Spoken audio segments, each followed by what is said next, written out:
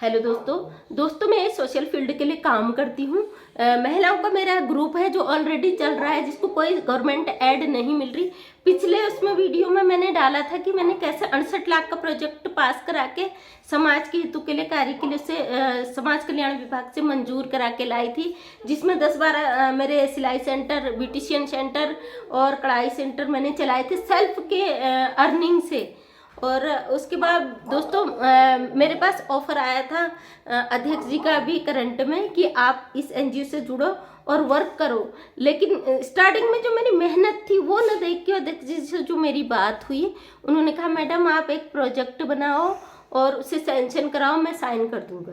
भाई साइन करने के लिए आप कोई गवर्नमेंट तो है नहीं, क्योंकि जिस समय वो एनजीओ मैंने उन्हें सपोर्ट किया था तो वो कुछ भी क्योंकि किसी भी चीज के लिए अर्निंग होती, पैसा होता, जो किसके पास बिल्कुल नहीं था। उस बंदे की आरसी तक कट चुकी थी, वो बैंक से लोन ले चुका था, 3-4 उसके पास वारंट आ चुके थे। फाइनल वारंट जैसे आया तो हमें लगा बेचारे को बचा लेना चाहिए, तो 12-13 हज़ार रुपये मैंने बकाया 10-15 हज़ार रुपये मेरे साथ के भैया थे, उमेश भैया, जिनके यहाँ ऑफिस था, उन्होंने मिलके उसकी आरसी भरी थी, उसको जेल जाने से रोका था। आज वो बंदा कहता, मैंने उनको बोला अगर हमारे फील्ड की महिलाओं के लिए आपके पास कोई काम है तो मुझे इसमें से एक ट्रेनिंग सेंटर के लिए दे दीजिए, क्योंकि मेरे पास कई विकलांग महिलाएं हैं जो बेचारी अपनी मेहनत कर रही, बैठे बैठे सिलाई करती, बुनाई करती हैं, अपना सेल्फ का रोजगार कर रही, उनके लिए थोड़ी अर्निंग हो जाए।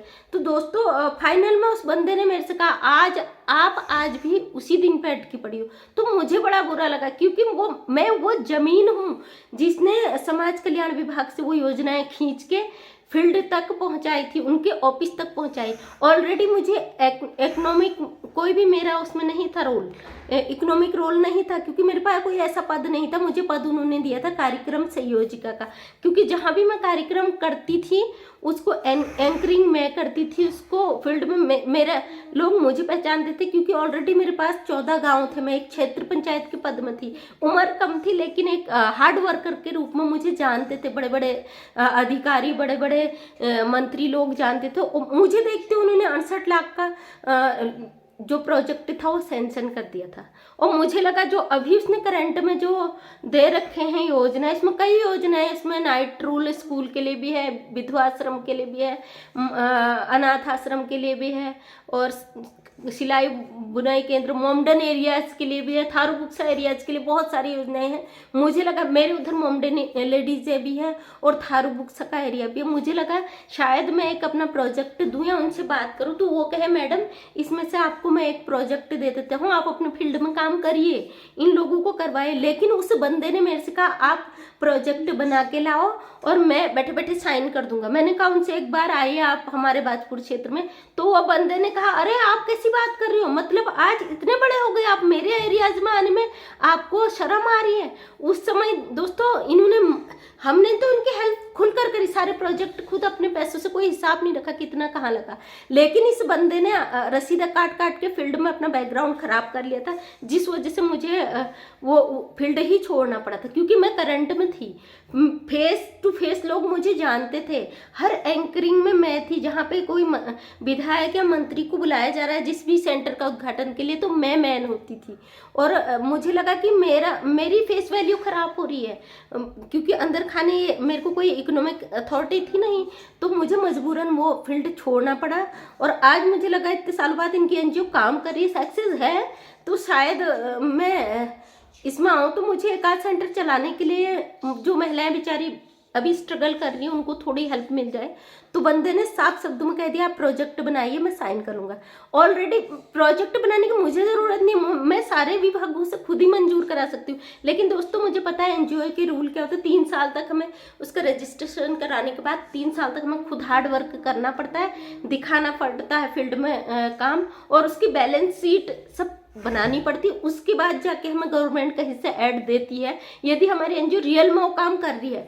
ऑलरेडी मेरी महिलाएं काम कर रही हैं। बाजपुर में मेरा सिलाई सेंटर है जहाँ पे एक विकलांग महिला है, मेरी फ्रेंड भी बहुत अच्छी, क्योंकि मैं समाज से ऐसे लोगों से बहुत अच्छी तरह जुड़ी हूँ जो एक हार्ड वर्कर होती है। मायने नहीं रखता कि आप अमीर हैं गरीब हैं, आप शारीर से कमजोर है या सक्षम है, ये चीज मेरे लिए मायने नहीं रखता। मेरे लिए मायने रखता है कि आपका माइंड किस हद तक डेवलप है, आप अपने माइंड का यूज कैसे कर सकते हैं, यही चीज़ें दिखाने के लिए मैं समाज पे आई हूँ।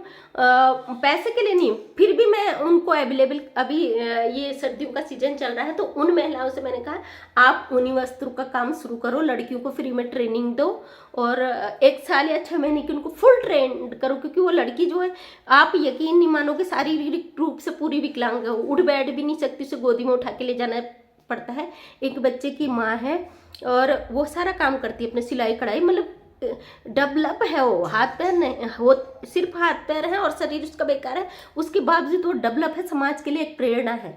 ऐसी महिलाओं को मैं सल्यूट करती हूँ कि ऐसी महिलाएं एक प्रेरणा है उन लोगों के लिए जो पैसा ना होने का रोना रोते हैं कि हमारे पास नहीं। अरे आपके पास हाथ पैर है, मेहनत कीजिए, किसी भी तरीके से अर्निंग आप कर सकते हैं, एक दिमाग है आपके पास, लेकिन वो शारीरिक रूप से जो विकलांग लोग हैं वो मेहनत कर रहे हैं, तो मैं उनको सल्यूट करती हूँ। आप हमारे देश के बहुत ज़्यादा इसको बदल दोगे। मैं मुझे यकीन है, अभी मेरी जो है उन मैम से बात हुई और मैं फिर से एनजीओ अपना स्टार्ट कर रही हूँ, जो कि मेरे हस्बैंड ने मुझे राय दी।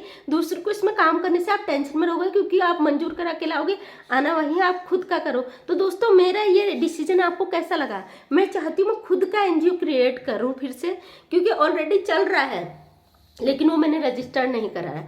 आप अपनी राय दीजिएगा कि मैं अपने एनजीओ का नाम क्या रखूं, और जिसमें महिलाएं होंगी उनकी ड्रेस भी सेम होगी, और महीने में 1 दिन उनका मीटिंग होगी और मीटिंग में पूरा अटेंड करूंगी, उनको गाइडलाइन दूंगी। और एक एनजीओ में स्टार्ट कर रही हूँ, रजिस्ट्रेशन जल्द कराऊंगी। अभी क्योंकि मैं बाहर हूँ, इस समय अपने घर पे नहीं हूँ, वहाँ से बाहर हूँ अपने घर से, तो जैसे ही मैं वहाँ जाती हूँ तो मैं उनकी मीटिंग लूँगी और उनके सारा बना के बायोडाटा रजिस्ट्रेशन कराऊंगी। आप लोगों की मदद चाहिए, ऐसी महिलाओं को समाज में आगे सपोर्ट कीजिए, क्योंकि वो जो भी प्रोडक्ट बनाएंगे मैं यूट्यूब के माध्यम से आपको दिखाऊंगी, आप खरीदें उनकी चीज़ें, उनको हेल्प करें। बहुत बहुत आप लोगों का धन्यवाद।